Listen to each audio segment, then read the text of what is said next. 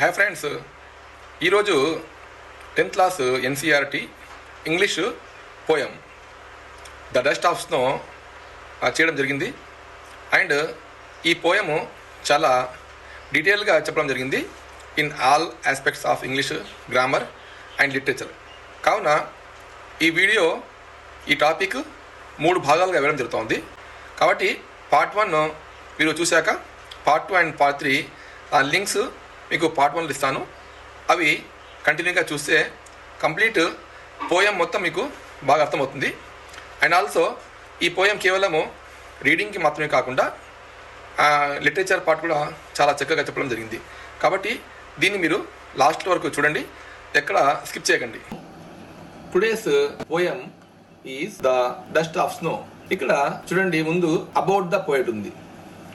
ఒక పోయంను టీచ్ అయినప్పుడు about the poet, words, setting off the poem, central idea of the poem, stanza 1, stanza 2, poetic devices, rhyme scheme, symbolism in the poem, summary of the poem.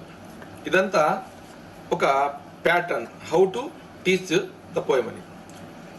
Next one about the author గురించి discuss చేద్దాం. ముందు born 26 March 1874, San Francisco, California and US. ఇతను died 29 January 1963. His name is Robert Lee Frost.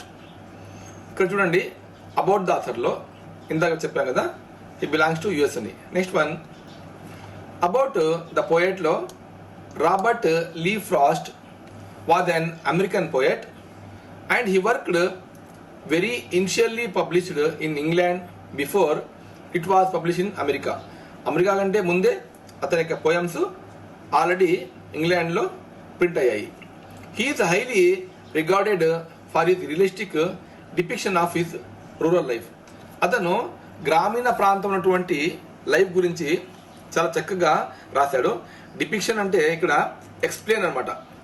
Depiction means explain. And Frost was honoured frequently during his life time. ఆయన మొత్తం తన జీవితకాలంలో చాలా స్మార్లు ఆయన్ను సన్మానించారు.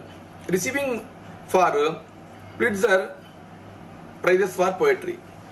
ఈ యొక్క అవార్డు ఇవ్వడం జరిగింది.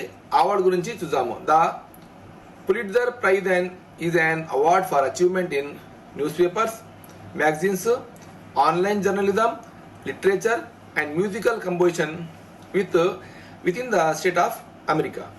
ఈ రంగాల్లో చాలా చక్కగా కాంట్రిబ్యూషన్ చేసిన వ్యక్తులకు ఈ అవార్డు లభిస్తుంది. Dust of snow. ఈ డస్ట్ ఆఫ్ స్నో అనే పోయము చాలా ఇంట్రెస్టింగ్ ఉంటుంది. Very small poem.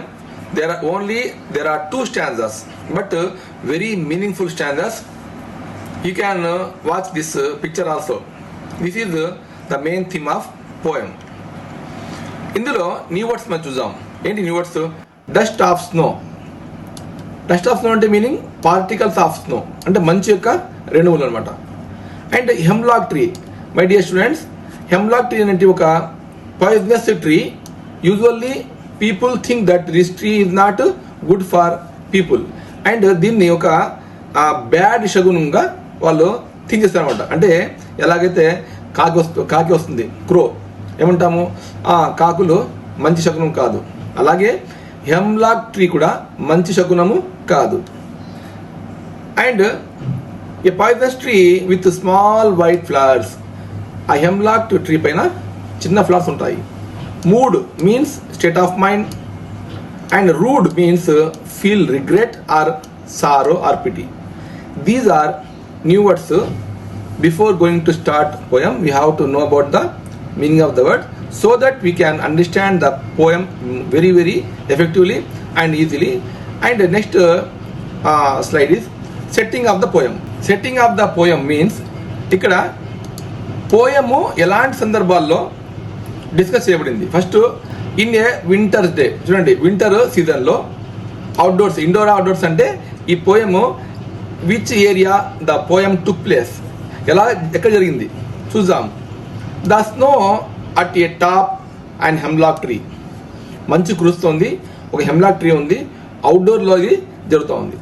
It is a coniferous trees usually grows on the hillside all over North America. ఇవి నార్త్ అమెరికా అటువంటి మంచు ప్రాంతాల్లో ముఖ్యంగా ఎత్తైనటువంటి కొండలపైన ఇవి ఎక్కువగా ఉంటాయి. This is the setting off the poem. Now stanza. Hi friends, this is end of part 1 and you watch this poem in part